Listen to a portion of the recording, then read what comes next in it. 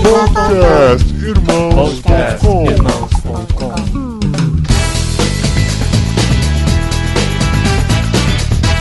Olá, pessoas! Podcastirmãos.com de número 72 entrando no ar. Eu sou o Paulinho e estou aqui com a Adriana, que não casou comigo por causa do dinheiro. Já foi essa, hein? Né? Já foi essa? Eu sou a Adriana e eu estou aqui com o Marcelo, que já trocou de anjo de Natanael para Rafael. Eu sou o Marcelo, tô aqui com o Juliano. Não bem aqui, né? Estamos aqui em espírito com o Juliano, a quem eu desejo uma vida longa e próspera. Eu sou o Juliano, estou aqui com o João. E dinheiro dado, não se olha os crentes. E eu estou aqui ao vivo com o meu amigo Paulinho, porque eu determinei essa benção na minha vida. Sim ou não? Sim. Sim ou não? Sim ou não? Sim ou não? Nós estamos aqui pela primeira vez, olho no olho, com João Rodrigo Willy Wonka, da Fantástica Fábrica de Chocolates, aqui em São Bernardo, gravando, com o Juliano remotamente pelo Skype, participando com a gente também, o Marcelo aqui do lado, todo mundo para falar sobre a questão que tem abalado os nossos telejornais. Evangelho diferente. Da bendita ou maldita, depende do seu ponto de vista. Com certeza o nosso aqui vai ser meio unânime. Teologia da prosperidade. Preparem seus estômagos. Nós vamos falar tudo o que você gostaria de saber ou não sobre a teologia da prosperidade depois dos recadinhos. Muito bem, seu Marcelo. Olá. Vamos para os recadinhos. Dona Adriana hoje tá afônica.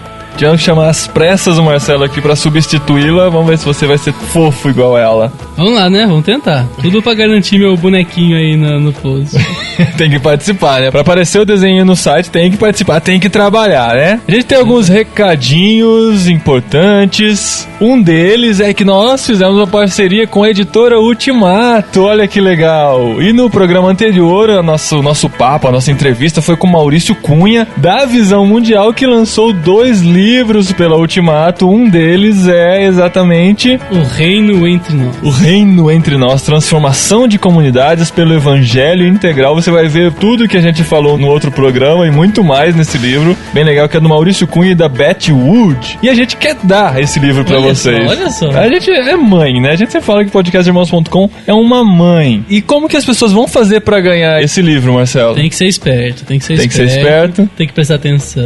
A gente não faz assim, dar de mão beijada, né? Como a gente não quer fazer um sorteio, a gente quer defender um pouquinho. Muito sorteio já, né? Muito sorteio. Ficando caros aquele site lá pra sortear. A gente vai dar uma tarefa pra vocês, que é simplesmente ouvir com atenção esse programa. Se você está de madrugada, você tem uma prioridade aí, algum privilégio. Porque a primeira pessoa que executar uma tarefa... Calma, a gente vai falar. A primeira pessoa que executar uma tarefa vai ganhar o livro e receber gratuitamente em casa O Reino Entre Nós, do Maurício Cunha. Mas você tem que ouvir todo esse programa pra, em algum ponto dele, descobrir como ganhar. Não é fácil não, bicho. É uma ciladinha, tá? Uma brincadeirinha aí pra... Cilada é feio, né? Uma brincadeirinha. Não é cilada porque o livro é muito bom. Mas é uma brincadeirinha pra você aí ganhar esse livro. E a gente agradece a editora Ultimato pelo privilégio, né? De a gente poder contar com essa parceria deles. Email! O programa anterior foi muito legal. A gente sempre tem causado um impacto com esses programas que falam de ação social, que falam da diferença que a gente pode fazer na vida das pessoas com ações simples, né, como as sugeridas no programa anterior. E a gente recebeu alguns e-mails falando sobre isso que a gente vai ler agora. Marcelo, quer ler o primeiro? Eu vou ler com uma voz bem bonita o e-mail da Luana. Oi, pessoas. Aqui é a Luana, mais conhecida como Lu. Já faz um tempo que eu ouço os podcasts, mas nunca mandei um e-mail falando sobre eles. Que vergonha. Mas depois desses últimos podcasts, resolvi comentar alguns deles. Como algumas pessoas já sabem, conheci o site pesquisando sobre Max Lucado. Me apaixonei pelo site, pois além de ser muito edificante, temos a oportunidade de conhecer cristãos de todo o Brasil. O site me ajuda bastante todos os dias. Eu entro e vou direto na coluna Dose de Ânimo, é claro, que é o meu preferido. Que é dos artigos do Max Lucado, né? Os mais acessados aqui de irmãos.com. Já conheci muitas pessoas e graças a Deus tive o privilégio de conhecer o cara e a cara do site. Tá bonito. E o Marcelo também. Eu também. E a Nara. E o Juliano. Vários caras. Que são pessoas abençoadas. E como vocês sabem, né? Eu pensei que era esquecer de falar isso. Meu namorado também eu conheci através do site. Pois é, irmãos.com unindo corações. Sempre que tenho oportunidade falo do site, indico os podcasts. Vocês fizeram me apaixonar pelo podcast. É incrível. E a respeito do último programa, é sempre bom falar de missões, incentivar. Vimos várias pessoas precisando ouvir uma palavra de Deus para que mudem suas vidas ou até mesmo um incentivo, uma ajuda. Adorei a missão do Visão Mundial. Sou apaixonado por missões desde que minha professora da 4ª série resolvi ir a Moçambique e também pelo fato de meus avós morarem no interior do Amazonas e conhecer a palavra de Deus através de missionários que anunciaram suas mordomias para prontamente fazerem missões em lugares tão pobres, tanto de alimentos como de palavra de Deus. Que legal, Lu. Que bom que você gostou, que tem feito diferença o site na sua vida, né? Muita diferença, né? Segundo e-mail, Daniel Negrisoli Batista. Graça e paz. Descobri o site irmãos.com através do podcast Aprendiz de Teólogo e o Aprendiz de Teólogo descobri através do podcast JV na Estrada. Olha o caminho inverso que ele fez aqui. 3 grandes descobertas. Infelizmente, o Aprendiz de Teólogo já ficou pra história, não existe mais. Mais um abraço aí pro pessoal. E o próximo é o JV. Mas o pessoal vai ficar encucado com isso. Mas tenho que confessar que tenho acompanhado demasiadamente irmãos.com, tenho desbravado desde então o conteúdo desse site maravilhoso, tenho lido as notícias, estudos, fórum, cadastrei-me e comecei a interagir. Dentre todos os recursos do site, tenho ouvido muito podcast. Vocês são fantásticos, me identifiquei com vocês. Ao ouvi-los, pude perceber que vocês são pessoas que amam a Deus e que amam trabalhar pro Senhor. Os convidados são excelentes, os temas abordados são sempre surpreendentes. Tenho aprendido muito com vocês. Ainda não escutei todos os programas, mas estou ansioso por ouvir todos. Estou indo devagar e apreciando cada programinha.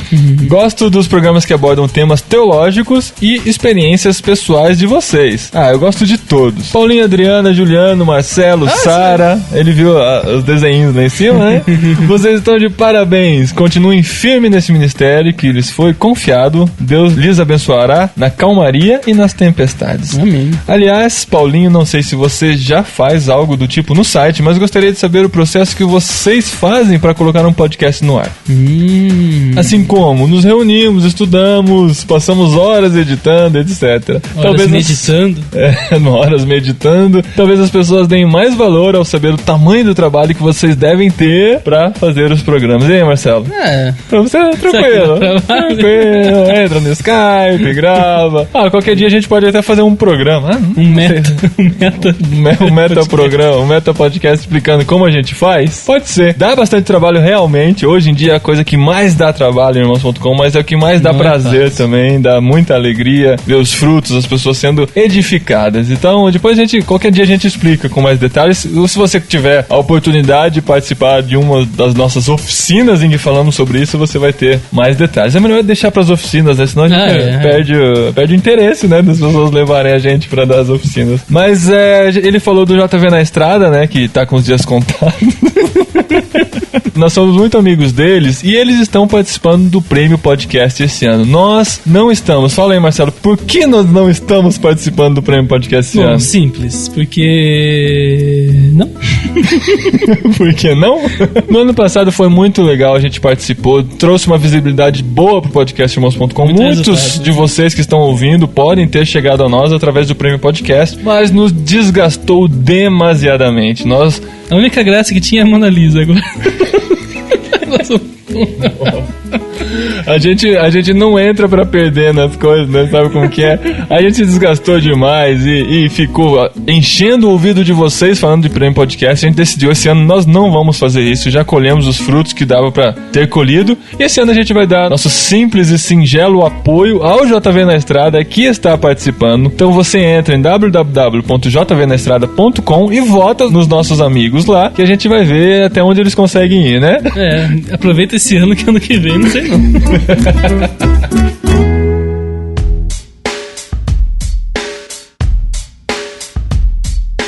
Estamos de volta para falar sobre teologia da prosperidade. Tem abalado nossas vidas, ou as vidas de muita gente. Nós temos visto os telejornais, a briga que está acontecendo, as pessoas que estão querendo seu dinheiro de volta porque sofreram lavagem cerebral, os evangélicos que são estereotipados como pessoas que pedem dinheiro, imploram dinheiro, e nós estamos aqui indignados e queremos dar o nosso pitaco nessa briga, nessa brincadeira e tudo que vem acontecendo por aí. Por isso que nós nos reunimos aqui nesse podcast super especial, presencialmente com o João Rodrigo Veronca. Está muito preparado. Tá, o cara tá munido. Eu não tinha ideia de como ele gravava os podcasts, porque Não, nós eu estou gravávamos... preparada também. Nós gravávamos pelo Skype, nós não nos víamos, mas o cara tá com Bíblia, tá com livros, tá com Xerox, Um monte de papel. tá com tudo aqui, sem contar a memória, né, que tá aí, dentro da cabeça, espero. Ele deve estar até com a Kalashnikov AK-47.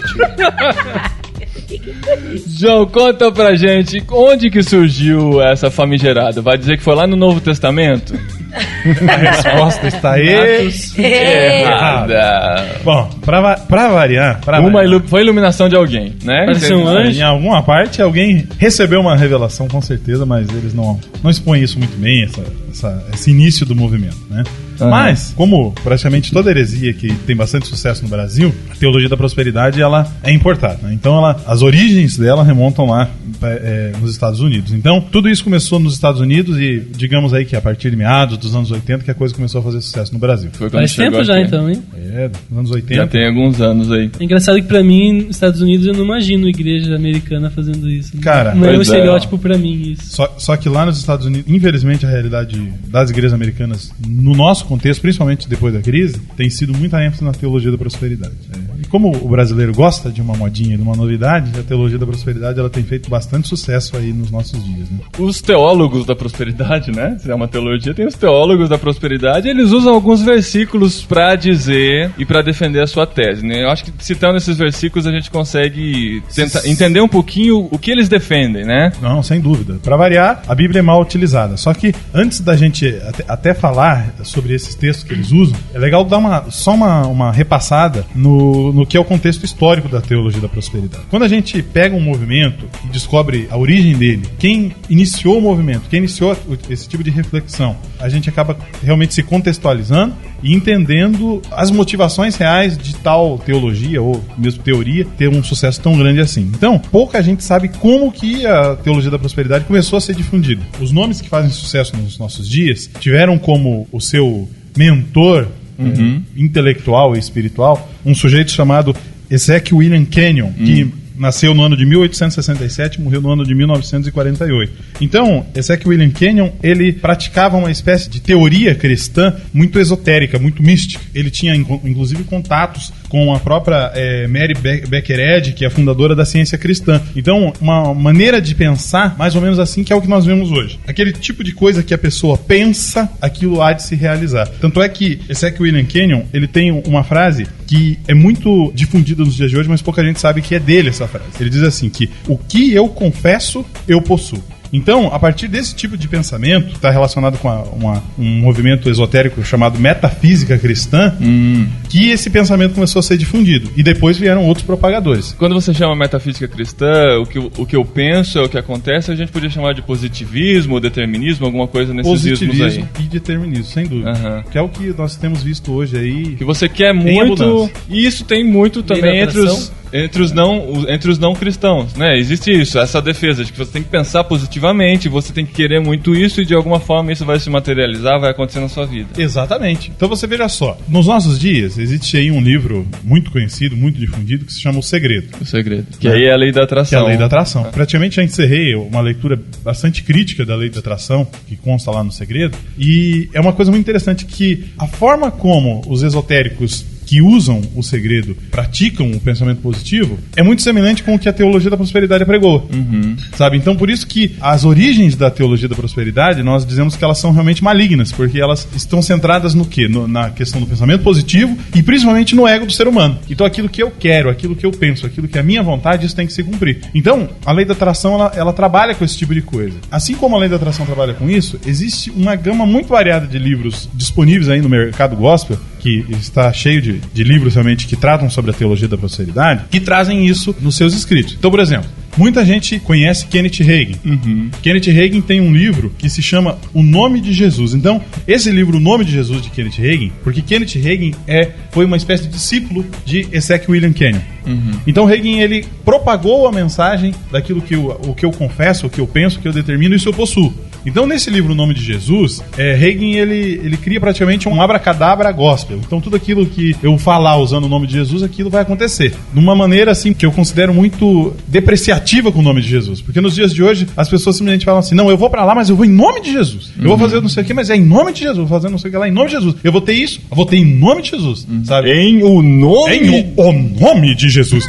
Então, olha só, vem disso, a gente brinca com isso, a gente fala, né, às vezes até sério. Sabe? Daí. E virou uma espécie de brincadeira, porque tudo segue esse tipo de linha de pensamento. Porque Tem um Jesus versículo, fala, foi tudo que nós pedimos, né? João Pedimos 14, em nome, 14, em tudo nome que de pedir Jesus. dizer em meu nome, eu farei. Eu farei, em é nome por isso de que Jesus. tudo que a gente vai fazer é em nome de Jesus. Mas isso acabou se perdendo virando com uma palavrinha o mágica. tempo, Uma palavrinha né? mágica, porque você veja só, Deus, ele trabalha dentro da sua palavra, tá? Então tudo aquilo que nós pedimos em nome de Jesus, nós temos que parametrizar esse tudo dentro da palavra. Quando nós colocamos esse tipo de exageros, eu vou pedir em nome de Jesus que eu serei dono de uma cobertura na Avenida Paulista. Então, se todos os crentes do Brasil começarem a pedir em nome de Jesus que eles vão ser dono de cobertura em prédios luxuosos, meus amigos, vai faltar bairro nobre, né? Pra brigar tanta gente. Nós teremos guetos de evangélicos ricos. Porque é esse tipo de falsa ideologia e teologia que a teologia da prosperidade prega. Então, Mas eu acho que funciona, hein? João, Eu acho que é aquele esquema lá de como você ganha dinheiro. Você escreve um livro sobre como ganhar dinheiro. você ganha. Só que você vira Aí só uma você coisa. ganha. Você vira Alguém só uma- fica rico com isso. Kenneth Hagin, que morreu no ano de 2003, foi um grande propagador da teologia da prosperidade. E o legado continua com diversos outros nomes influentes dentro da igreja. O próprio Kenneth Copeland, que vem logo em seguida propagando essa mensagem. Nós temos Benny Hinn, que é muito lido pelos evangélicos brasileiros, mas que sequer se dão ao trabalho de descobrir quem foi e quem é Benny Hinn e o que Benny Hinn tem realmente pregado. Frederick Price, o próprio Paul Yang-Shu, Mike Murdock, Morris Cerulo, que está presente aí, inclusive com essa Bíblia, uma Bíblia de estudo que trata a respeito de teologia da prosperidade, que é a Bíblia de Batalha Espiritual e Vitória Financeira, tá? Que as notas são realmente comentadas por Morris Cerulo. Esses líderes, na verdade americanos, eles derramaram essa enxurrada de falsa teologia no Brasil. E daí, no Brasil, a propagação dessa mensagem, ela se dá realmente, normalmente, pelos televangelistas. Então hoje no Brasil, nós temos nomes como de Edir Macedo, R.R. Soares, os próprios fundadores da Igreja Renascer em Cristo, Estevão Hernandes e a Bispa Sônia. Nós temos nomes como Cristiano Neto, René Terra Nova, Valdomiro Santiago, sabe? Silas Malafaia, porque o próprio Silas Malafaia, que era uma pessoa que trabalhava muito contra a teologia da prosperidade, hoje é um dos maiores ícones defensores da teologia da prosperidade do Brasil. Marco Feliciano, que também até alguns anos atrás era conhecido como um propagador da verdade, mas que agora está defendendo a teologia da prosperidade. Então a coisa está se espalhando.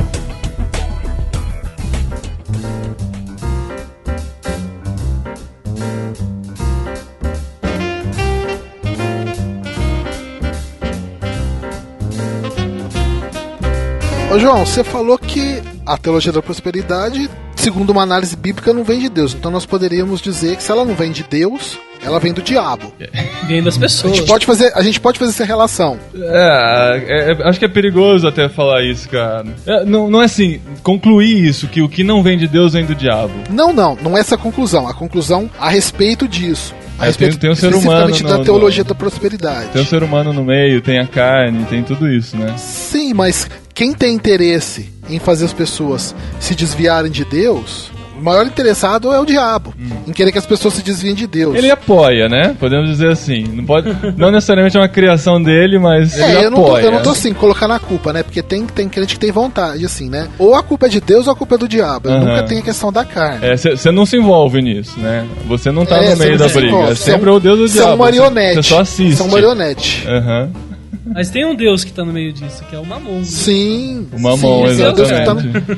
Olha. Tá, mas vamos definir primeiro, né? A Adri tá desde o começo tentando fazer a gente definir o que é a teologia da prosperidade. Vamos fazer as pessoas entenderem. Se quem chegou no mundo hoje não assistiu televisão. Teologia da prosperidade em 30 segundos. Teologia da prosperidade?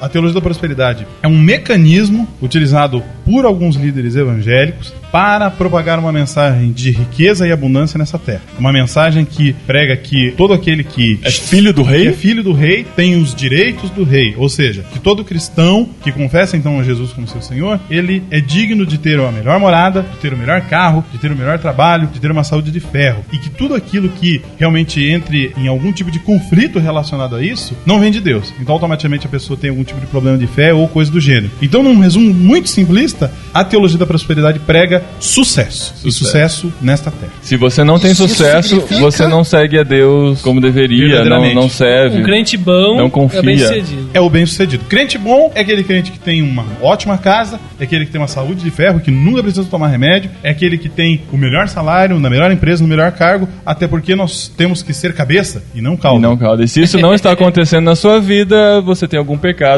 alguma coisa está impedindo a sua conexão direta com Deus para ele te dar esse sucesso. Isso significa que Jesus precisava de ter se convertido, então, porque Jesus não tinha nem onde dormir. É por aí que a gente começa a nossa reflexão. Eu queria saber de onde que eles tiraram isso, assim, de Salomão. Olha, gente, mas Salomão teve uma vida completamente bagunçada, né? vocês vejam só uma coisa. Teve riqueza, né? Eu, durante muito tempo, eu me alimentei muito da teologia da prosperidade pela forma como eu estava inserido num contexto eclesiástico. Os textos, normalmente, que são utilizados na divulgação da teologia da prosperidade, 99% deles estão no Antigo Testamento. Então, nós precisamos entender uma coisa. Nós, que somos cristãos, que temos a Jesus Cristo como Messias, nós estamos inseridos no contexto da nova aliança. Ou seja, a nova aliança que Deus selou conosco através do sangue de Jesus no Calvário. Não que o Velho Testamento tenha que ser esquecido ou desprezado, né? Não isso. Só que o Velho Testamento, ele precisa ser estudado e examinado à luz do Novo Testamento. Ou seja, quando nós pegamos passagens no Antigo relacionadas a sacrifícios, essas passagens elas estão sendo apontando de uma maneira numa tipologia bíblica para Jesus. Então, desde o sacrifício que foi feito lá no Éden para que Adão e Eva se vestissem, aquele sacrifício, aquele sangue derramado na terra já representava o próprio sangue de Jesus para realmente cobrir os nossos pecados. Então, estes pregadores de prosperidade, eles amam o Antigo Testamento. Porque no Antigo Testamento, eles acham, e realmente isso é um fato do Antigo Testamento, que um sinal de bênção de Deus para com o povo de Israel era a bênção material. Ou seja, se o povo estava indo bem na questão do material, ou seja, as terras estavam dando bastante fruto, o gado estava saudável, seja o que for, relacionado com o material, então a bênção de Deus estava sobre aquele povo. No contexto Nova Aliança, a bênção de Deus são bênçãos de ênfase espiritual, que Jesus veio e a sua volta está profetizada e é uma coisa que realmente está para acontecer. Então, a noiva, a igreja, ela precisa se preocupar com as coisas eternas e não com as coisas temporais. Então, a maioria dos textos que são utilizados para defender a teologia da prosperidade estão lá no Antigo Testamento, embora alguns outros são utilizados no Novo. Como que a coisa vai se desenvolvendo e o texto preferido dos pregadores da prosperidade é o texto de 2 Crônicas, capítulo 20, versículo 20, que diz bem assim: pela manhã cedo, e na verdade os pregadores de prosperidade só usam a parte final do versículo, né? Pela manhã cedo se levantaram e saíram ao deserto de Tecoa. Ao saírem eles, pôs-se Josafá em pé e disse, e essa parte é a preferida dos pregadores de prosperidade: ouve-me, ó Judá, e vós moradores de Jerusalém. Crede no Senhor vosso Deus e estareis seguros. Crede nos seus profetas e prosperareis. Então, esse texto, minha gente, é o que é mais utilizado pelos pregadores de prosperidade. Então, eles fazem uso desse texto para, de alguma forma, coagir o povo a acreditar em tudo e qualquer mensagem que seja feita abordando a teologia da prosperidade. Então, tá pregando riqueza? Porque o profeta tá falando, sabe? A gente já falou algumas vezes aí a respeito de apóstolos e profetas. A gente precisa entender, gente, que esses profetas aqui são os profetas da antiga aliança. Pastores hoje não são profetas. Pastores são pastores, não são profetas. Se o seu pastor diz que é o seu profeta, vai reexaminar a sua Bíblia, porque os pastores não são profetas. O ofício dele é o ofício pastoral, é o cuidado e zelo com a igreja. Ele não é um profeta. A partir do momento que esse texto é utilizado, e é muito descontextualizado, porque aqui Deus está falando a respeito da vitória de Josafá sobre Moabe e Amon, Então eu tava falando sobre uma batalha. A questão aqui do prosperareis era ter êxito sobre aquele povo, naquela batalha. É evidente que depois tem o contexto dos despojos e que o povo realmente vai lá e junta muita coisa material. Só que a ênfase de Deus ali não estava na questão do pós-guerra, que seria após essa vitória, eles teriam aqueles bens materiais. Mas a ênfase do texto no prosperareis é ter êxito. Então, quando nós passamos a entender que ter uma vida próspera, nós que realmente não aceitamos a teologia da prosperidade, nós entendemos que o que é ter uma vida próspera? É ter uma vida onde realmente nós somos supridos por Deus em tudo aquilo que nós temos a nossa necessidade de vida. Eu me considero uma pessoa próspera por quê? Porque Deus não me deixa faltar comida na minha mesa. Deus não deixa faltar aquilo para como me vestir. Então, se você tem aquilo realmente que é o básico para a sua existência, para a sua sobrevivência, entenda, você é uma pessoa muito mais próspera do que milhares de milhões de pessoas que estão aí no mundo. E vocês acham assim que a Bíblia quer dizer que um cristão mesmo que confia em Deus, ele nunca vai passar necessidade? Não vai passar fome? Não vai ficar sem o seu mantimento? Vocês acreditam nisso? Aí já é uma utilização errada de um outro versículo, que é Filipenses 4,13. Tudo posso naquele que me fortalece. Os pregadores da teologia da prosperidade falam o seguinte: tudo posso, você pode ter carro, você pode ter casa, você pode ter as melhores comidas, as melhores roupas. Só que as pessoas não leem o versículo anterior, que explica sobre o que Paulo está falando. Entre outras coisas ele fala: sei ter abundância e também sei passar necessidade. Todas as coisas ele pode, tanto o que é bom para a pessoa quanto o que não é. Só que regra básica da teologia da prosperidade é o quê? Tirar versículos do seu contexto, aplicar um novo contexto que seja uma coisa legal, uma coisa assim. Não, as pessoas vão gostar dessa teologia, que na verdade não é teologia, né? É demonologia, porque não tem nada de Deus isso. As pessoas vão seguir essa teologia. Por quê? Porque é para ter bênção agora. É isso que acontece. O problema é, a Bíblia fala a respeito da igreja, da relação da igreja como sendo Jerusalém espiritual. Então, as bênçãos do Antigo Testamento trazidas para o Novo Testamento são espirituais. Nós vamos ter riqueza e abundância no céu, porque isso é espiritual. O que interessa traduzir para o espiritual, esses pregadores traduzem. Mas o que interessa eles mudarem e passar para o material, eles passam. Por quê? Porque traz riqueza para eles. Eu nunca vi um pregador de teologia da prosperidade pobre. É claro, porque ele crê no que ele prega, né?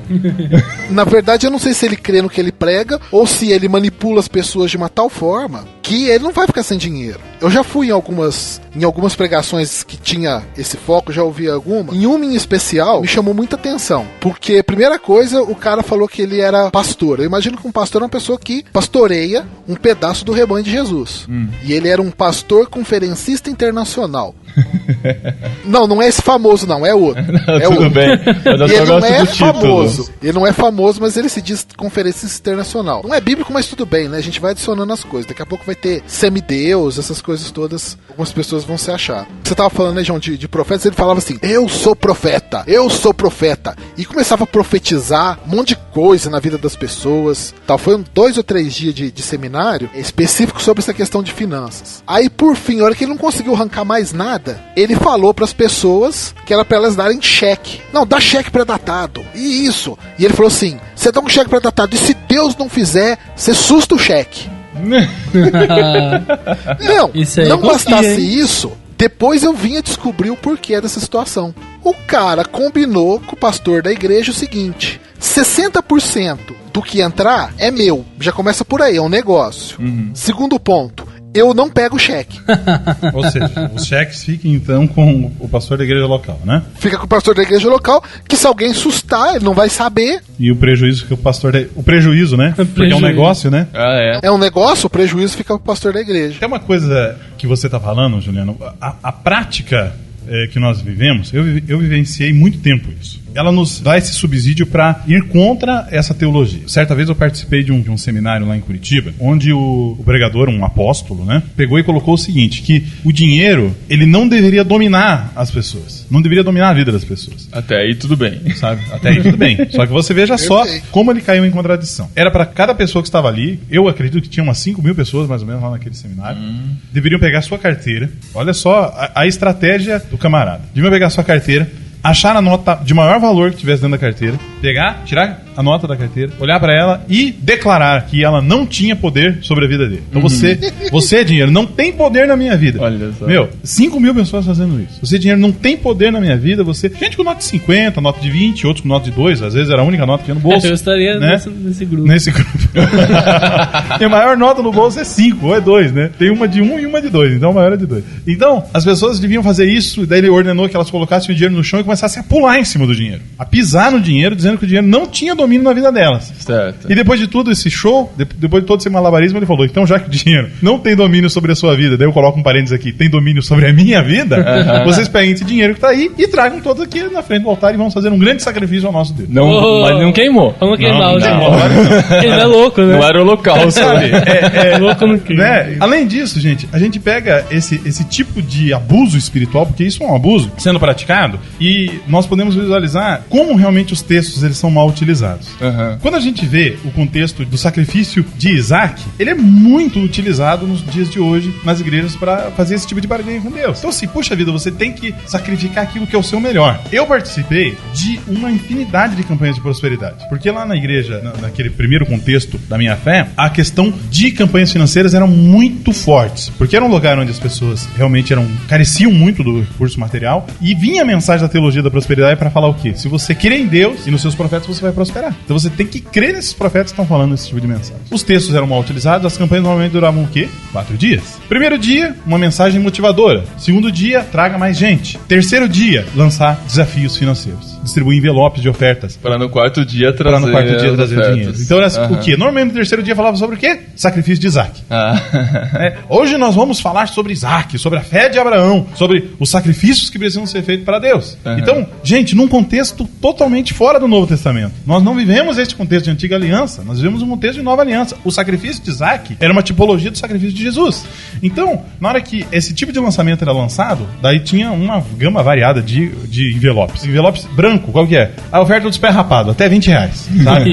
Essa, já que você não tem dinheiro mesmo, então é essa que você vai fazer. Pega o branco, passa vergonha, pega o branco, né? Só que eu até inverti a ordem, porque a coisa sempre começa do maior valor, né? Então esse envelope aqui é o vermelho, é o envelope de sangue. A oferta é sangue. Então nessa oferta você vai fazer acima de R$1.000, porque Deus tá falando que tem 7 varões aqui que vão dar R$1.000. E o cara que pega o envelope, ele não vai colocar disfarçadamente dentro do paletó, ele vai pegar e vai desfilar na frente de todo mundo. Pra dizer que ele que pode. Olha só. Sabe? E a coisa como é que funcionava? Então esse envelope aqui, porque Deus está falando, não é você mesmo, você que acabou de pensar aí. É você. Então, Deus tá revelando. E daí assim, você vai ter que fazer essa oferta. Você precisa fazer, porque na hora que você fizer, Deus vai acontecer. Deus vai mover o impossível na sua vida. E na hora que ele terminava esse discurso, que conseguia realmente trazer 7, 10, 15 pessoas pra fazer isso, começava a escala menor. Então essa oferta agora é dos valentes. Os valentes vão dar acima de 500. Essa aqui é a oferta dos corajosos, que vão dar 100. Essa é a oferta do sei o quê. Daí quando chegava no final que 40, 50, 100 pessoas que não tinham pego o envelope, essa então oferta do frouxo. Oferta pro frouxo. Essa é pra você, tal, não sei o que. Então, pra que ninguém fique sem ofertar, você pode trazer inclusive X reais e coisa do gênero assim. Aí a pessoa pegava disfarçadamente e enfiava dentro do paletó. Com vergonha. Então o que acontecia? As pessoas faziam votos a Deus pra fazer esse tipo de coisa, esse tipo de barganha. Só que é interessante que é o seguinte, né? Abraão matou Isaac, não é verdade? Queria chegar nisso. Né? Abraão, né, Marcelo? Abraão matou Isaac, Marcelo? Eu acho que na versão da prosperidade mudaram o texto. Essa Bíblia nova aí. Olha, gente, eu falo o seguinte: se um pregador de prosperidade um dia fizer uma pregação sobre prosperidade, falar sobre Isaac, pedir para as pessoas trazerem as coisas de valor, porque, gente, a gente tá falando de dinheiro aqui, mas existem casos que a gente sabe que são apartamentos de R$300 mil que acontecem por aí fora, carros caros que as pessoas têm e conseguiram de uma maneira digna através do seu trabalho, que esses manipuladores da fé vêm e tiram através desse tipo de pregação. Quando uma coisa dessa acontece, seria muito bonito se a pessoa chegasse e falasse: tá aqui a chave do meu carro, então que eu estou aqui sacrificando meu Isaac, pastor. Aí então, o pastor ia falar: então pega de volta. Pega a tua chave porque Deus proveu o cordeiro. Deus já viu que a sua fé é válida. Só que não, o que acontece? O camarada todo mundo já sabe a história mesmo. Daí ia ser fácil também, né? E é só festa, gente, é só festa. E é triste, porque é uma farra sendo feita em nome de Deus. É. E pra onde vai esse dinheiro, galera? O Paulinho falou que não é queimado, né?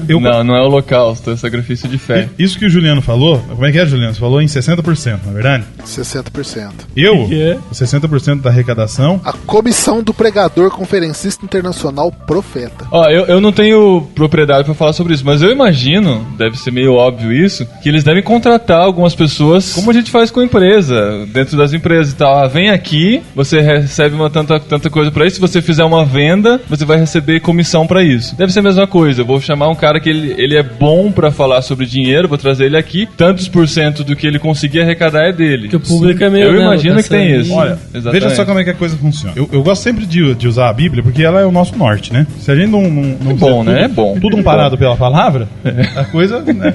Então você veja só uma coisa. 2 Pedro, capítulo de número 2, diz bem assim, ó, a partir do versículo 1. Assim como no meio do povo surgiram falsos profetas, assim também haverá entre vós falsos mestres, os quais introduzirão dissimuladamente heresias destruidoras, até o ponto de renegarem o soberano Senhor que os resgatou, trazendo sobre si mesmos repentina destruição. E muitos seguirão as suas práticas libertinas, e por causa deles será infamado o caminho da verdade. Versículo 3. Também, movidos por avareza, farão comércio de vós, com palavras fictícias. Para eles, o juízo lavrado a longo tempo não tarda, Olha e sua só. destruição não dorme. Olha só. Então, o apóstolo Pedro está realmente tratando sobre esses falsos profetas que fariam comércio com as pessoas. Tão atual isso, né? Muito atual, gente. Então, Impressionante. o que eu sei por experiência de vida? Que alguns pregadores de prosperidade fazem o seguinte: fazem uma espécie de trato, gente. Porque, desculpa, isso aqui é negócio. Então,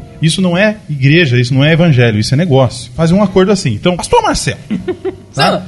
Sim ou não? Eu preciso fazer uma pregação sobre... fazer uma campanha lá na sua igreja, porque eles se falam entre eles. Eles têm uma trupe que aceita isso. Tem Orkut. Tem os seus fóruns, digamos assim, aí tem a turma que se fala. Então, preciso muito fazer uma campanha, porque esse dinheiro, gente, da metade dos 60%, que até então, Juliano, eu conheço só os 50%, dos 60% eu não sabia. Então, assim... Internacional. Porque se for conferencista internacional, é 60%. É um conferencista nacional. É só um humilde profeta da prosperidade. Então, ele faz o seguinte: eu vou lá na sua igreja, sigo esse padrão da campanha de 4 dias, e daí, no quarto dia, as pessoas trazem as suas ofertas. Na hora que eles trazem, a gente faz um rachid. 50% fica para a igreja local, tá? Onde as pobres almas que foram lavadas pelo sangue de Jesus estão sendo manipuladas. Fica ali para a igreja local, 50%. E os outros 50% vai para a igreja do pastor que veio trazer a palavra? O bolso dele. Não, vai pro bolso dele. Claro, ele Importante trabalha. que ele- Digno trabalhador.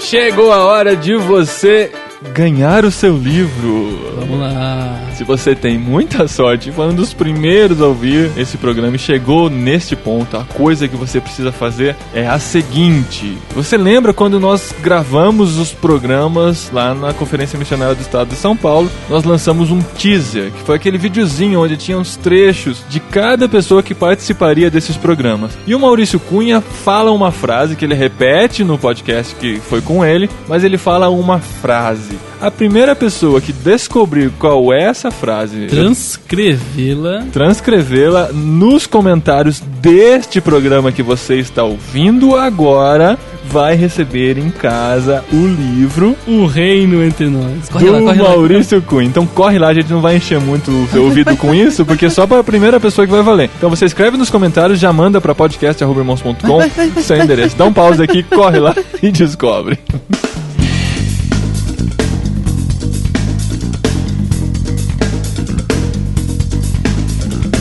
Eu não tive contato com Teologia da Prosperidade de perto, que a gente vê pela televisão. Só que parece que cada vez que a gente liga a televisão, eu fico mais abismado com o que eu vejo. Eu acho que eu já tô preparado pra tudo, eu já vi tudo na vida, mas é sempre um fato inusitado, né? Esses dias eu tava assistindo TV aqui sozinho na sala, acho que já tava dormindo, alguma coisa assim. Tava sem sono, eu liguei nesses canais. Eu sempre gosto de ver, né? É sempre curioso você ver o que tá acontecendo. Aí, a situação era a seguinte, era uma fila de empresários lá na frente do altar, e o pastor ia entrevistando um por um, com 3 perguntas. Como é que você chegou aqui? Eu cheguei aqui com a empresa falida, eu cheguei aqui sem dinheiro nenhum no bolso, estava devendo para não sei quantas pessoas. Como é que tá a sua situação hoje? Hoje eu sou um empresário bem sucedido, tenho não sei quantas empresas, e qual o seu patrimônio? Meu patrimônio é 4 milhões de reais. Das 10 pessoas foi perguntando assim, como você chegou aqui? Qual é a sua situação hoje? Qual é o seu patrimônio? E cada um falando do seu patrimônio, se gabando daquilo lá. Aí terminou essa entrevista, ele reuniu esses 10 empresários em volta de um bacião, assim, grande, parecia uma taça. Aí todos eles colocavam as mãos dentro desse bacião, e o pastor vinha com azeite e ungia a mão de todos eles, o azeite escorria para esse bacião. Então com esse azeite eles iam ungir todos os outros empresários que estavam naquele lugar, porque eram mãos abençoadas, mãos que sabiam como ganhar dinheiro, e essa unção passaria para as outras pessoas também. A TV, ela é um triste retrato aí de uma triste realidade. Eu ensino na minha turma lá de escola bíblica o seguinte: o pessoal já atrás me perguntou, irmão, mas será que não vale a pena, já que a gente tá em casa, aproveitar para assistir um programa? Peguei e falei, gente, assistir o que nesses programas televangelísticos? Assistir o quê? Pega a tua Bíblia, cristão, e vai examinar ela, vai ler ela, vai estudar a tua... Fala pra eles do podcast, cara. Aí, ó. Eu vou levar 450 botões aqui do irmãos.com pra poder distribuir. Faz uma campanha. Fazer a campanha. Vai ser mais ou menos assim, ó. Você leva o botão, tá? É de graça, mas se você ofertar R$10, Deus tem direito ao botão. 450 é um bom negócio, não é verdade? Olha só, hein? Então você veja só uma coisa. Falando dentro desse contexto de televisão, eu sempre me lembro de um outro texto, tá lá em 1 Timóteo, capítulo de número 6. Diz bem assim lá no capítulo 6, a partir do versículo 3. Anota esse monte de versículo, porque isso aqui é útil para tua caminhada. Se alguém ensina outra doutrina e não concorda com as sãs palavras do nosso Senhor Jesus Cristo e com o ensino segundo a piedade, é enfatuado, nada entende, mas tem mania por questões e contendas de palavras, de que nasce inveja, provocação, difamações, suspeitas malignas, alterações sem fim por homens cuja mente é pervertida e privados da verdade, supondo que a piedade é fonte de lucro. De fato, grande fonte de lucro é a piedade com o contentamento, porque nada temos trazido para o mundo, nem coisa alguma podemos levar dele. Tendo sustento e com que nos vestir, estejamos contentes. Ora, os que querem ficar ricos caem em tentação e cilada, e em muitas concupiscências insensatas e perniciosas, as quais afogam os homens na ruína e perdição. Porque o amor ao dinheiro é a raiz de todos os males, e alguns nessa cobiça se desviaram da fé e a si mesmo se atormentaram com muitas dores. O texto é longo, mas ele expõe de uma maneira muito clara. Nossa, tá muito claro, gente. É um absurdo como as pessoas não enxergam isso. Se deixa levar por isso. E assim, quando a gente começa a trazer então para esse contexto de TV, de gente famosa, né, televangelistas apregoando esse tipo de coisa, eu começo a visualizar uma cobiça e uma inveja que o ser humano, por ser pecador, carrega dentro dele. Então, os cristãos, eles não conseguem ter uma vida tranquila quando eles começam a ter inveja da prosperidade, principalmente de pessoas que não são cristãs. Porque, gente, vamos ser bem francos, todo aquele que trabalha e investe numa carreira profissional, a tendência é que com o tempo ele comece a se dar melhor. Começa a ter um salário melhor e começa a ter um padrão de vida melhor. Mas alguns aí a mulher sai de casa, começa a trair. A que preço isso? Os filhos são educados pela televisão, viram drogados. Existem alguns outros que nascem em berço de ouro e já estão com a vida ganha. Só que o que acontece? Quando nós pegamos um cristão que começa a focar demais o dinheiro, ele começa a ter inveja e cobiça desse tipo de vida. E quando ele começa a ter inveja e cobiça desse tipo de vida, ele vai começar a, de uma maneira desvirtuada, usar a palavra para tentar arrecadar dinheiro. Aí que entra outra questão, porque a gente tem falado que os pastores são cobiçosos e manipulam as pessoas, e a gente tira um pouco a culpa das pessoas que estão fazendo isso também. A gente sempre encara quem tá lá levando dinheiro como vítima. A gente vê na televisão aí a pessoa... Eu não acho que é vítima. A pessoa entrando na justiça porque foi roubada pela igreja. Eu tenho certeza que ninguém foi na bolsa dela e tirou esse dinheiro de lá. Ela foi manipulada? Foi. Mas ela não é vítima, 100% vítima. Ela tem tem a sua parcela de Ela tem responsabilidade. cérebro. Imagina que ela saiba pensar e saiba entender e tem uma Bíblia à disposição que vai conseguir consultar e se tiver disposição pra isso, entender a vontade de Deus. Bíblia? O que é Bíblia? Esse é o problema, Sabe né? uma coisa que eu fico muito, muito, muito revoltada quando eu vejo esses programas, quando eu vejo essas notícias? Sabe, qual que é o foco dos caras? Que foco que eles têm? Que tipo de igreja é essa, pelo amor de Deus? Sabe, não tem aquele negócio de negue-se a si mesmo, tome sua cruz e segue-me. Gente, aonde tá o evangelho isso? O que a gente tá fazendo Não no tem mundo? Deus evangelho. colocou a gente no mundo pra ser próspero e pra ter milhões. Não, e a gente tem que focar as coisas lá do reino, lá do céu. A gente não vai carregar nada daqui pra lá. Nossa vida aqui é passageira. Nesse programa que eu assisti, a coisa mais absurda eu esqueci de falar. Um dos caras que foi entrevistado, ele perguntou, né, como que ele tinha chegado aqui, como que era a situação dele hoje. Ele tirou uma chave do bolso. Esse aqui tá o meu Porsche. Vale 250 mil reais, tá lá fora. Foi o que eu consegui. Gente, que idiota, fazendo a campanha. Tanta Cara, coisa acontecendo no pra mundo. que Deus vai escolher você, a pessoa que faz a minha vontade? Você merece esse carro. Cara, se cai 250 mil reais na minha mão, a última coisa que eu vou pensar é comprar um Porsche. Tem tanta coisa que você pode fazer. Prefere uma BMW, né? Exatamente, o Porsche já tá fora de moda. Tá fora. Sabe? Mas eu também quero deixar claro que assim, a gente não pode, tipo, por exemplo, você vê um pastor que tem um carro legal, um carro bonito, falar lá, o pastor tá com um carro bom lá também. Eu acho que pastor tem que ter uma casa legal pra receber as pessoas, pra ter os cômodos, tem que ter um carro bom, porque ele anda bastante com o carro, necessidade, viaja, cada um, sabe, nível tem da que ter um igreja. certo de conforto. Sim, Então, eu concordo com você, sabe? Só que assim, ó, o que é o nosso nível e o nosso balizador de conforto, sabe? O que você falou é muito pertinente até. Mas, para alguns, conforto em questão de transporte é ter um Palio, né? Uhum. Palio, basta. Me leva daqui pra lá, me Ai, traz pra aqui mim, pra cá. Palio é o melhor carro do mundo. Pra mim não, porque eu não caibo dentro. E a Fiat não está nos pagando para fazer propaganda. Então, é o que basta. Para outros, um Fiat Uno, não sei. Para outros, um Fusca, Cara, talvez. o Uno não Sabe? deve ser. Agora, o que acontece? Para outros, o meu nível de conforto para fazer a obra de Deus já é um Ford Fusion. Por que não? Né? Afinal Fez de por contas, merecer, fez por merecer. Né? Para outros, Eu vou conversar com tantos empresários, né? Como que eu vou estar de Uno perto deles, né? para outros é um helicóptero. Eles têm que estar no nível deles. Cara, mas tem, isso faz sentido. Pra outros é Não um sei se avião. você tá brincando ou não, mas faz sentido, cara. Mas faz, É sério. É que a gente é de realidades um pouco diferentes, mas se você tá dentro de uma igreja, a missão dessa igreja é plantar uma igreja lá no Alphaville. Você tem que se identificar com aquelas pessoas têm que se identificar com você. Eu acho que faz sentido. O cara não pode morar numa casinha simples de pau a pique. fazer reunião familiar numa casinha.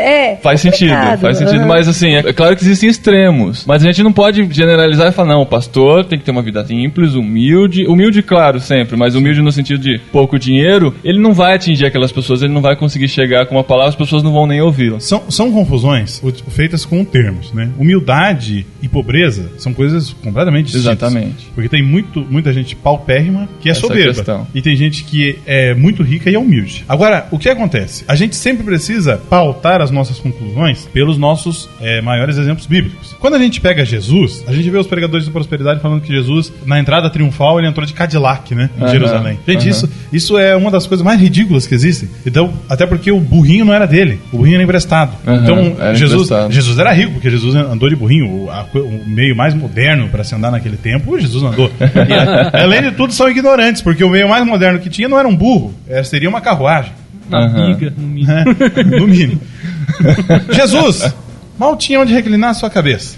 Jesus pregou a mensagem de Mateus 6,33, que nós devemos buscar o reino de Deus e a sua justiça acima de todas as coisas, e as demais coisas seriam acrescentadas. E Jesus não tinha porque ele não conseguia ter, é porque ele não queria e não achava que isso era uma coisa importante. Que ele veio para servir e não ser servido. Não era essa a missão dele. E quando nós enxergamos a vida do apóstolo Paulo, a forma como todas as coisas aconteceram na vida de Paulo, Paulo sofreu, Paulo foi preso. Que evangelho que é esse que diz que não existe sofrimento? Não existe problema, não existe dor? Existe. Existem limitações. Nós vivemos em um mundo que impõe limitações. Então, Jesus, na oração sacerdotal sobre as nossas vidas, ele diz que ele não pedia para que nós saíssemos do mundo, mas ele pedia para que realmente Deus nos livrasse do mal que, de alguma forma, influencia o mundo. Agora, quando a gente pega esses pregadores de prosperidade, pregam que a nossa vida porque a vida do cristão ela tem que ser mais que abundante, ela tem que ser super abundante. Gente, é ridículo isso. Que diferença que o cara faz no mundo, são muitas onde ele tá. Distorções feitas em nome de Deus. Nenhuma. Qual é? E eu pergunto pro nosso amado irmão que está ouvindo. Reflita. Juliano. Estou ouvindo. Você aí, Juliano, e todos os demais ouvintes do podcast. Reflita nisso. Qual é a verdadeira missão da igreja no mundo? Qual é o motivo de nós... O que Jesus quis dizer, ser sal e ser luz? Sermos cristãos nesse mundo. Qual é a validade disso? Se eu tenho um Porsche de 250 mil reais... Cara, eu falei 250 mil, mas acho que era bem mais que isso. Eu chutei um valor, mas é bem mais que isso. Ou qual seja o carro, se... Gente, a pessoa que senta na fileira da frente da igreja, ela não tem o que comer em casa. Uhum. Qual é a validade disso? Ou os parentes desse cara que tem um Porsche de 250 mil, tá tudo indo pro inferno, morrendo indo pro inferno. Até mesmo uma mensagem que tem lá no último CD do Livros para Adorar. Para que os outros possam viver. Para que os outros possam viver. É algo muito legal lá, a maneira como ele coloca. E isso que o Paulinho falou me lembrou automaticamente dessa mensagem que ele tem lá no CD. Muito boa, então, por sinal. Muito boa, por sinal. Muito verdadeira, muito atualizada. Porque o importante é eu ter o carro do ano. Porque o importante é eu ser abençoado. O importante é eu mostrar o quão abençoado sou. Preciso mostrar. Eu preciso mostrar. Porque afinal de contas, se ando de carro importado, é porque Deus me deu, né? Deus me deu. Porque é muito óbvio que Deus está muito mais preocupado com o meu ego. Eu sou tão espiritual e abençoado que é muito óbvio para mim, e é muito óbvio só para mim, que Deus está mais preocupado em colocar dinheiro nas minhas mãos para que eu possa comprar coisas caras e tolas, do que está preocupado em colocar recursos sob os meus cuidados para que eu possa de alguma maneira aliviar a dor dos aflitos. Porque Deus é tão bom para mim, Deus é tão sábio, Ele é tão misericordioso, que Ele prefere que eu compre para mim o meu 100º par de sapatos. Ele prefere, Ele prefere que eu faça isso mais do que prefere que eu compre algumas marmitas para dar de comer às crianças de rua. Porque o importante é eu encher o meu celeiro até onde der. O importante é o meu reino, é a minha justiça. Eu trabalhei, eu suei. Não foi Deus quem me deu, não foi Deus quem me abençoou, não foi eu quem ganhei. É justo, eu trabalhei, é meu. Qual de nós aqui, e quais das pessoas que estão ouvindo, que teria coragem de levantar a mão e dizer, eu mereço? Eu mereço. O Juliano tá com tanta vontade de falar que até eu mereço ele fala. Vamos deixar o Juliano falar lá um pouquinho. Ninguém me dá atenção. Então, é porque eu não sou próspero. Se eu fosse próspero... Verdade. Se você tivesse um Porsche, cara... Se eu tivesse um Porsche... Se você tivesse determinado, você já tinha falado, irmão. É verdade, né? Eu não determinei. Eu acho que essa questão das pessoas acharem que elas têm que ter as coisas pra evangelizar, até por isso que eu não concordei em partes com a questão de que se a pessoa vai pregar em Alphaville, ela tem que ter uma casa nos padrões de Alphaville, é porque muitas pessoas caem no engano de, eu vou anunciar o evangelho. Meu Deus é um Deus de prosperidade. Então, eu tenho que ter prosperidade para anunciar ele. As pessoas caem no erro de, em vez de trazer as pessoas pro padrão de Deus, elas entram no padrão do mundo para querer falar de Deus. Mas não é esse o ponto de vista, pelo menos, que eu tava falando. Eu tava falando para que as pessoas enxerguem e você consiga ser ouvido, entendeu? Sim, mas muitas pessoas caem no erro, porque existem igrejas que começaram bem e que caíram no erro da prosperidade, exatamente porque, começou a ver que dava resultado, começou a ver isso, começou a ver aquilo, começou a ver uma série de coisas. E as coisas não funcionam assim. Não é por causa dos maus exemplos, das coisas que foram desvirtuadas, que a gente vai cortar a coisa lá atrás, né, cara? O erro aconteceu em algum momento dessa trajetória, não foi necessariamente no início ou nesse pensamento inicial de que você precisava estar num momento de vida ou no estágio parecido das pessoas com quem você vai se identificar. Por exemplo, se você vai evangelizar os índios, eu que sou um antropólogo, né, de muitos anos de estudo, mas eu imagino que você vai evangelizar os índios, você vai ter que agir como índios, você vai ter que viver como índio, e a gente sabe que é assim que funciona. Então, se você vai falar com empresários, eu acho que faz sentido você viver como um empresário, não ter as práticas necessariamente, mas conhecer o que eles conhecem, estar na realidade deles para que eles possam te ouvir. Eu sei lá, eu vejo isso com um pouco de ressalva, porque Jesus foi só Jesus, e ele é nosso padrão de falar para as pessoas, sabe? Jesus não se gabava, não se mostrava como um dos principais do templo, e falava para os principais do templo e ensinava eles, sabe? Jesus deu a palavra pro jovem rico. Eu fico pensando, será que se Jesus fosse rico e falasse pro jovem rico para ele vender tudo, será que aí ele ia vender? Ou será que se Jesus fosse rico, ele não ia falar pro jovem rico vender tudo? É que aí, Juliano, vai entrar o desapego às questões materiais. É isso que Jesus estava querendo mostrar para ele. Não quer dizer que se você é rico, você é apegado às coisas materiais. Tem um exemplo que perto disso que o Paulinho tá falando, que é Paulo, né? Ele que foi falar em Atenas. Não foi o Pedro, que era um pescador, ignorantão. Foi o Paulo, que era uma pessoa que tinha um conhecimento da cultura grega, que tinha um conhecimento sobre falar, acadêmico, né? Podemos dizer assim. Ele chegou e se contextualizou para que ele pudesse ser ouvido.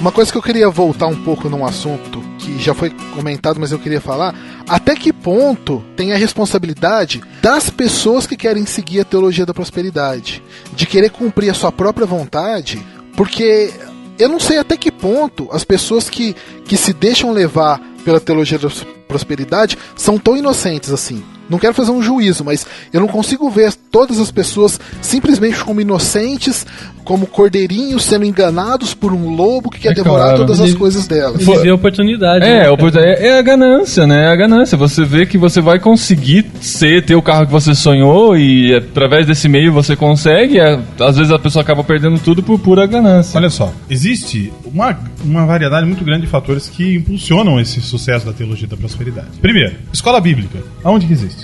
Quantas igrejas hoje incentivam ainda o estudo da Bíblia? Pouquíssimas. Uma pregação coerente e expositiva da Bíblia no próprio altar. Tem algumas igrejas que o camarada lê meio versículo só para ler a Bíblia. E depois ele passa a fazer uma pregação que não tem nada a ver com aquilo que condiz ali. Então, baseada na psicologia, na experiência pessoal. Na experiência Vira uma palestra. Vira uma palestra. Exatamente. Então, os próprios cristãos do nosso dia, do nosso tempo, os evangélicos brasileiros, eles andam marchando muito, andam fazendo muito ato profético, andam fazendo muita coisa do gênero, mas não andam examinando naquilo que eles creem, ou dizem que creem, que é a palavra. Então, a pessoa tem sim a sua responsabilidade, por engolir esse tipo de coisa assim a seco. Gente, lei de mercado, oferta e demanda. Se existe um pastor que está dizendo ali, ou um falso profeta está dizendo que agora é a hora de Deus fazer, Deus vai acontecer, mas basta que você dê dinheiro. É evidente, o cara não está pondo a arma na cabeça da pessoa pra pessoa dar dinheiro. Só que, como o nosso crente do dia de hoje é muito preguiçoso, ele simplesmente pega e engole aquilo ali, não dizendo... Mas, assim, às vezes, cara, esse cara não é crente ainda, não. Ele é um cara que tá procurando algum rumo pra vida dele, chegou lá e viu a oportunidade. Além disso, da oportunidade, ele tá começando a acreditar em Deus, né, cara? Mas você vê só uma coisa. Tem a ver com a fé. Sim, tem, mas você vê só uma coisa. Quem assistiu esses programas televangelísticos pode responder por si só. Se você ligar a TV de madrugada e você começar a assistir aquilo lá, tu entra na história do cara. A você que tá aí na sua casa assistindo esse programa, é você. Sou eu. É você. É você. Você, cara. E é na noite, porque a pessoa tá com insônia, tá preocupado com a conta que vai pagar na segunda-feira. É você que tá com problema aí na família. É você que tá com problema no casamento. Gente, quantas pessoas hoje estão com problema no casamento? E assim como você falou, são pessoas não cristãs que acabam ouvindo uma mensagem dessa. Não, pô, o cara tá falando comigo. Porque a pessoa tem aquele negócio no coração. Eu preciso procurar Deus, eu preciso procurar alguma coisa. E chega Deus, isso, por isso que tá acontecendo chega isso, a pessoa é lobo em pé de coisa. Nesse caso é mesmo. Até porque ela tem uma carência. Eu que sou o cara que tô representando Deus. Até porque ela tem uma carência de Deus, porque ela não tem Deus na sua vida ainda. Então, eu entendo o seguinte, que por mais que essas igrejas elas tenham pregado essa mensagem da teologia da prosperidade, ainda pela misericórdia de Deus e pela multiforma da sua graça, pela forma como ele trabalha na sua graça, algumas pessoas que estão lá têm sido de alguma forma alcançadas por Deus, e na hora que a ficha cai, fala, puxa vida, eu preciso de um alimento mais sólido. Elas migram para outras. Só que nessa hora a gente entra numa discussão muito profunda. Os fins justificam os meios? Alguns estão chegando, de fato, para ouvir alguma mensagem de Deus. E alguns se convertem e migram para uma outra denominação que dê um pouco mais de ênfase nas coisas eternas ao invés das coisas temporais. Mas qual é hoje o contingente de pessoas que, conforme alguns livros já foram lançados, são decepcionados com a graça? Qual é o contingente hoje de pessoas que foram feridas em nome de Deus? Cara, não justifica os meios de jeito nenhum. Sabe? Não justifica os meios. Então, recentemente, nós observamos na TV uma mensagem a respeito de algo que explodiu aí no meio evangélico, de um pedido de dinheiro feito na TV pela pessoa de Morris Cerulo, no programa do Silas Malafaia. Gente, tá na internet aí, só não vê quem não quer. De repente a pessoa não viu enquanto estava assistindo o programa em casa. Esse texto de 2 Crônicas 20:20 foi usado para dizer que ele era profeta. Em primeiro lugar, os profetas não existem mais, tá? Isso a gente já falou exaustivamente. Segundo lugar, ele estava fazendo um pedido para as pessoas através de toda uma linguagem de manipulação, onde Deus vai fazer acontecer, Deus vai cumprir as coisas na vida das pessoas. Gente, parece que Deus é um servo Deus mesmo, Deus, um empregadinho. Ai, eu tenho tanto nojo disso. Deus, assim, ó, eu fui office boy, então eu sei o que é isso. As pessoas me mandavam, eu tinha que ir e fazer, sabe? Então, Deus é o nosso office boy. Tá usando o verbo imperativo com Deus, sabe? O gênio da lâmpada. Então, assim, ó, só que daí qual que era... são infinitos desejos. Exato. Né? E qual é o parâmetro? Você dá R$900, uma oferta voluntária de R$900, porque nós estamos em 2009. Não, e é número... Daí entra numa numerologia, sabe, cara? Nossa. Uma boa cumba, né? Porque é de cristão, né? Macumba é dos malignos. Não, boa cumba. Pra mim é tudo macumba. Então ele entra num jogo de palavras, num jogo de manipulação, que, meus amigos, R$900, o camarada ligar lá, e daí você pode pagar no cheque pré, no cartão de crédito, no depósito. De uma maneira absurdo, gente. Muito variada. Gente, quantas pessoas foram engolidas por essa conversa? Ô, João, isso não é nada, cara. Isso não é nada. O René Terranova fez o projeto Salomão. Você chegou a ler sobre isso? Do avião? Não, não é do avião, não. É pra construção do templo. Coisa linda de Deus.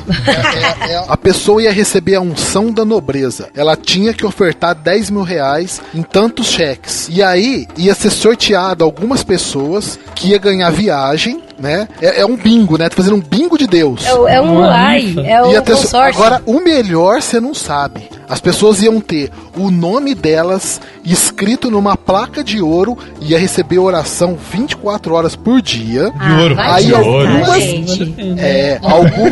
iam concorrer a uma roupa, uma vestimenta de nobreza para participar de um jantar com o apóstolo René Terranova, e os homens iam ganhar o kit Newland. Kit Newland.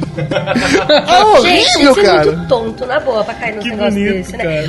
Sabe o que eu acho que tá bonito. faltando, Juliano? Tá faltando nego indignado. Esse cara merece. Tá faltando crente indignado, sabe? Crente com boa doutrina indignado pra falar pessoas pra todo mundo. Pessoas que se levantem contra esse tipo de coisa. Sabe? Igual eu tô profundamente indignada. O João veio aqui em casa só pra me deixar indignada. Porque, fala cara, dos 7 minutos, reais. Gente, não, então, eu tô mas tem outra coisa que é o com seguinte. Que evangelho é esse? Que diferença? Calma, Adriana. Deixa o Juliano falar. Existem ofertas para todos os públicos. Um público é o que vai dar R$10 mil. Agora, João, eu quero fazer um desafio de fé com você. Eu tô disposto. Você vai mandar um e-mail. Tá com o envelope na mão já ou não? Você vai, não, Você tá com o envelope vermelho, né? Você vai mandar um e-mail pra mim com o seu nome e eu vou orar por você durante 7 dias por 7 minutos. 7 minutos antes das meia-noite. Antes da meia-noite. Só que tem um sacrifício. Você tem que mandar o seu e-mail junto com a cópia do depósito de R$7 que você vai fazer nessa conta que está aparecendo no seu vídeo. Ai, gente, é brincadeira um negócio desse. Meu caro ouvinte, que absurdo. Tem negócio pra todos os públicos. Você tá falando do Morris Cerulo, ele tá sendo processado por evasão de divisa nos Estados Unidos. Eu não sei se é verdade, mas eu ouvi dizer que ele chegou até a ficar preso por causa disso. E tá pregando prosperidade. Que prosperidade que é essa? Dar golpe? Não sei. Se traz prosperidade, tá valendo, né? Eu sou indignado. Tanto quanto a Adriana, eu sou indignado. Eu acho que existem pessoas, sim, que estão indignadas. Nós somos algumas delas. E essas pessoas têm falado e têm declarado a palavra. O problema é, as pessoas não querem ouvir essa doutrina. Como a palavra fala, tem comichão no ouvido, dá coceira no ouvido. Esse evangelho cotonete que está sendo pregado aí, que faz coceguinha no ouvido, ele tem causado uma destruição muito grande. Eu tenho um tio que é pastor auxiliar numa igreja. E ele me falou lá sobre uma ocasião que um pregador de prosperidade passou na igreja onde ele era auxiliar. E o camarada, ele fez um estrago naquela igreja. O que aconteceu? Ele lançou desafios. Olha, se você não tiver dinheiro, se vira. Eu ouvi isso, gente. Se você não tiver dinheiro, se vira. Tira do limite. Faz empréstimo no banco. Do Big Brother. Pede pro teu irmão. Pede pra tua mãe. Pede pra quem você quiser, mas se vira. O que importa é você reconhecer a minha autoridade profética, obedecer a Deus e sacrificar. É isso que importa hoje. Coisa do tipo, a oferta mínima que eu aceito aqui é R$30. Não me venha com menos de R$30. Se você não trouxer R$30, nem venha. Deus não aceita esmola. Ei, muito olha só, uma dessas assim, ó. Escuta aqui. Você saiu do seu carro hoje? Quantos saíram de carro? Levanta a mão. Eu saí.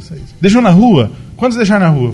Levanta a mão lá. Quantos deixou no parquinho? E daí, veio um piazinho lá e pediu lá uma moedinha pra você, lá um guardador de carro. Quanto você deu? R$1? Deu. Se você oferta R$1, você tá falando então pra Deus que Deus é igual aquele guardador de carro. Teu Deus é um guardador de carro? Não é. Então você não tem direito de ofertar R$1 pra Deus. Gente, sabe, eu não tô fazendo aqui apologia de que a gente então precisa, a partir de hoje, chegar na igreja, na hora do momento da oferta, a gente joga uma moedinha de 10 centavos lá, porque então tá valendo, sabe? Assim, se for tudo que você tiver, vai ser a maior oferta. Agora você entrou na questão que ia chegar. Só que se a gente tem a disponibilidade de fazer algo mais do que isso, não vamos nós então distorcer o texto ao nosso favor. Então eu tenho disponibilidade de fazer mais, mas eu só vou jogar uma moedinha, porque a viúva também só deu as moedinhas, né? Então só deu uma moedinha. Eu só vou dar uma moedinha. Você queria ver um cara de prosperidade de pregar essa parte da Essa viúva, parte não. Legal. Ei, essa parte não existe. Eu acho que na Bíblia lá não, existe sim, ela deu tudo que tinha. Rapaz. Poderoso. Então assim como existem aqueles... Esse cara deve ser tudo marqueteiro. Pra todo lado. Agora você veja só uma coisa. Por que muita gente não tem Adriana, não tem Paulinho, Marcelo e Juliano se indignando, sabe? A gente se indigna. Mas por que alguns não Depois tem se desse programa, cara, eu espero profundamente que as pessoas se indignem. Sabe por quê? Não. Que até então não se indignavam? Porque elas também têm sido manipuladas por um outro texto. Não, peraí. Não toqueis nos meus ungidos. Aí que pega. Não toquei nos meus ungidos.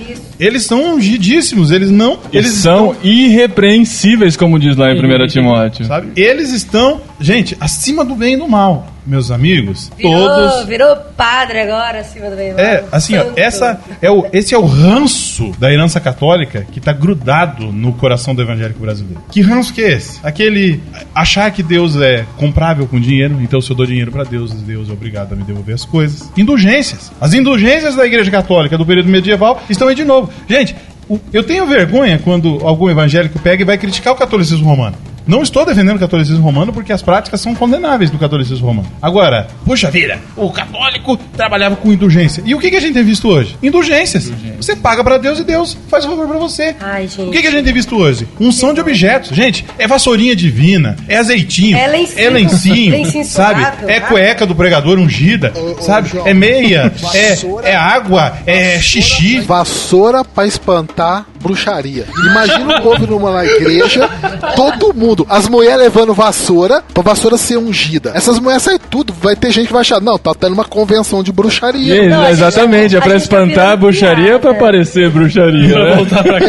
Pra voltar pra casa. Tá condução. Motivo de piada. Motivo de piada. E eu vi num programa evangélico lá em Curitiba o seguinte, parecia uma imagem assim, gente, uma produção terrível. E daí era uma garagem e o sujeito tava entrando com uma vassoura na mão. E daí tinha, se não falha a minha memória, um Chevette preto estacionado na garagem, assim, todo caindo aos pedaços. E daí a voz dizia assim, ei, você... Aparício. Peraí, vou colocar a voz, peraí. Posso falar? Posso falar?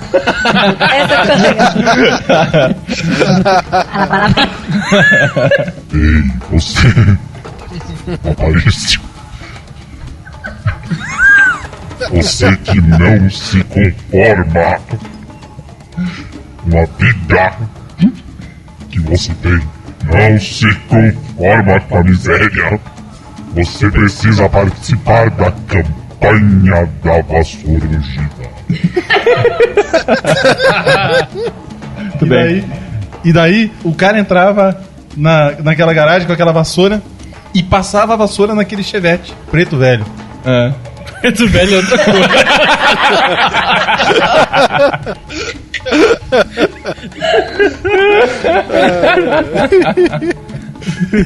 E daí ele passava a vassoura, tem tudo a ver, vassoura, preto velho, com Exu. E daí ele passava aquela vassoura, gente, naquele carro velho. E o carro, na outra cena, daí mudava e aparecia algo do tipo, sei lá, um Audi, eu não me lembro, um carro importado preto no lugar. É tipo Lata Velha do Luciano Huck. Manda essa vassoura pro Luciano Huck. Velha gospel. Então ele passava a vassoura, naquilo que ele passava a vassoura, aquelas coisas se transformavam em coisas maravilhosas. Não, na boa tem gente que acredita. Ele passou na mulher deles.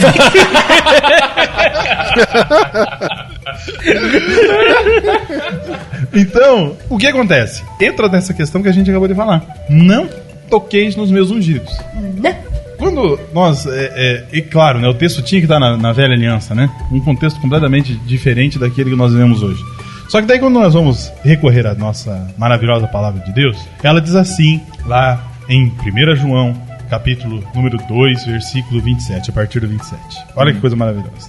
Quanto a vós, a unção que dele recebestes permanece em vós, e não tendes necessidade que alguém vos ensine, mas com a sua unção vos ensina a respeito de todas as coisas, e é verdadeira e não é falsa. Permanecei nele, como também ela vos ensinou. Então você veja só uma coisa. A unção, todos nós recebemos dele. Não existe mais essa questão de uma divisão do clero e dos leigos. Sim. Sabe, gente? Todos nós que recebemos a Jesus, que temos o Espírito Santo, fomos ungidos e selados por ele.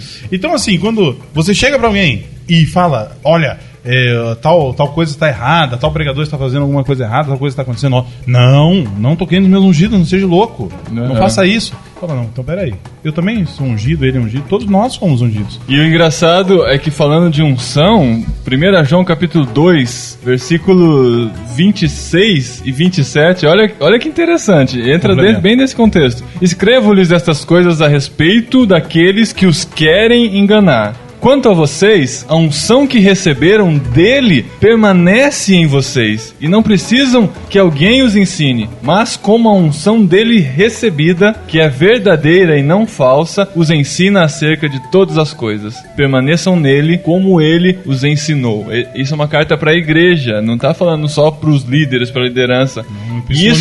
Isso tem a ver com aqueles que estão querendo te enganar. Isso que é interessante. Então nós somos ungidos também, né? Não é só quem está lá na frente, quem tá pregando, quem é líder então, de uma igreja. Então agora você já sabe o que responder. Se uma pessoa fala, não toqueis, eu quero efeito. Não toqueis no meu ungido. Agora você fala, amigo, eu também sou ungido. Então, todos nós somos ungidos, mas tem uns que são untados.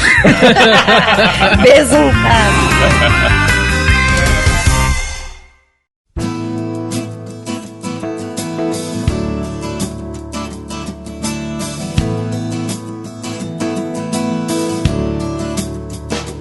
Só queria falar uma coisa assim que é importante. Às vezes a gente fica muito indignado e acaba distorcendo as coisas também.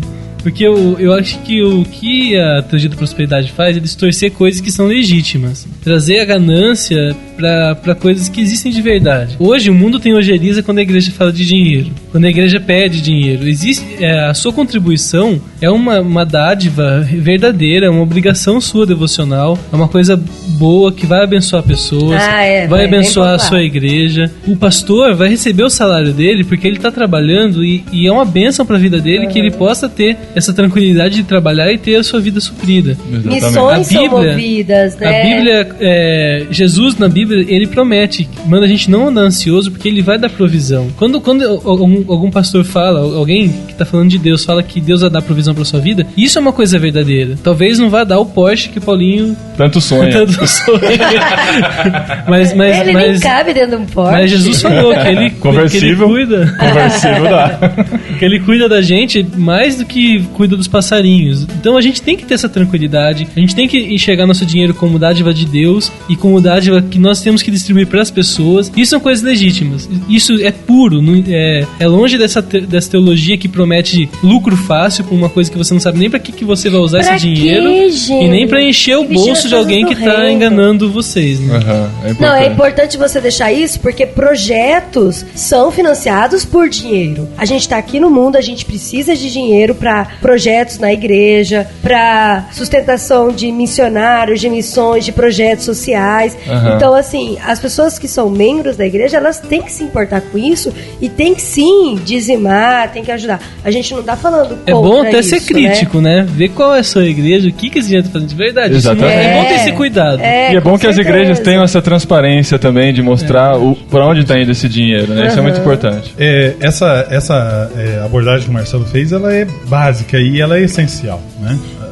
Normalmente as pessoas daí acabam confundindo mesmo, tá, Marcelo? Falou de teologia da prosperidade, então vamos encolher a mão, fechar o bolso e não vamos ajudar. Fica a risco, né? Fica a risco isso. O que nós estamos combatendo são métodos e filosofias e abuso que tem sido feito em nome de Deus para benefícios próprios. Exatamente. A obra de Deus, gente, o tempo do escambo passou, né? Não dá pra levar 20 sacas de feijão lá pra igreja e daí o pastor vai pagar o aluguel do templo com 20 sacas de feijão, né? Não existe mais isso. A nossa sociedade ela é movida pelos valores que o dinheiro, pelo capital. Nós estamos num contexto capitalista. Agora, tudo isso que o Marcelo falou, o salário do pastor, a própria aluguel de um templo, e daí a gente sai de dentro da igreja e para pensar na missão da igreja no mundo e o que a igreja está fazendo no mundo com o dinheiro. Ela está investindo em missões, onde missionários estão espalhados por todos os cantos da terra. Inclusive pela internet. Inclusive pela internet. Exatamente. Sim, por que não? Né? Os nossos amados aqui, eles dependem de contribuições também. Existe toda uma necessidade de valores para que o ministério da igreja local e os ministérios que prestam apoio tenham uma necessidade para que isso se mantenha. E, gente, é só através de um coração voluntário da própria igreja, dos próprios crentes, que a coisa pode se fazer. Então, fica aí realmente o nosso apelo e o nosso lembrete de que não é porque você aprendeu hoje acerca da falsa teologia da prosperidade que você, a partir de amanhã, então, você não vai mais cumprir com suas obrigações para com a sua igreja local e para com os ministérios que você apoia. Não, pelo contrário. Continue fazendo isso, mas principalmente, como foi dito, examine os frutos que essas árvores estão dando.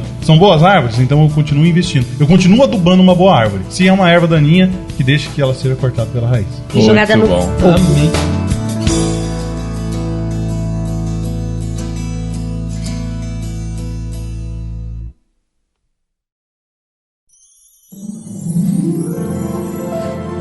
Eu o saúdo com a paz apostólica e eu gostaria de dizer nesse momento para você, meu amigo, para você, minha amiga, que a crise não existe para aquele que tem fé. E se você tem fé, você precisa de fazer prova dessa fé. E nós estamos com a campanha dos 318 ungidos. Você vai passar num corredor, vão ter 318 pastores que vão orar por você. E cada um deles vai estar com envelope. Cada um deles vai estar com envelope. Você vai escolher o pastor que você quiser e você vai pegar o seu envelope. Aí, meu irmão, dentro do envelope vai ter o valor da sua oferta. Então você pede para Deus te dar a direção. Você vai ofertar aquele valor. Você não precisa de ofertar mais, irmão, mas não oferte menos, porque senão Deus vai lhe castigar. E além dessa campanha, não vão ser todos os que vão passar. São só pessoas especiais, escolhidas por Deus. Nós estamos limitando a cota a 5.000 pessoas só, que vão passar por esse corredor. E se você não for um escolhido de Deus nesse momento, nós temos um desafio para você ser escolhido no próximo momento. Você vai sentir Deus tocar no seu coração. E Ele vai tocar de uma forma muito diferente. O coração fica do lado esquerdo. Não fica do lado esquerdo? Você vai sentir Deus tocando um pouquinho do lado esquerdo do seu coração. Vai ser assim. Deus vai lhe dizer que você tem que dar uma oferta. E você vai pensar, não, Deus não está falando comigo. Deus não está falando comigo. Eu vou te falar, irmão. Deus vai te fazer uma cosquinha e você vai rir. Se você estiver rindo, como esses irmãos estão rindo agora, nesse programa, é porque Deus está falando com você. E é para você fazer o desafio, fazer a sua oferta. Mas, bispo, eu queria deixar o número da conta. Bispo, eu queria que vocês aguardassem eu falar, porque não toqueis no ungido, certo, irmãos? Não pode tocar nem com palavras no ungido. Eu estou falando, por favor, silêncio. O máximo que você pode é rir, porque você está sendo feito cosquinha e você vai dar sua oferta. Agora pode fazer a pergunta. Agora pode. Depois da oferta. Agora tem as autorizações apostólicas? Sim.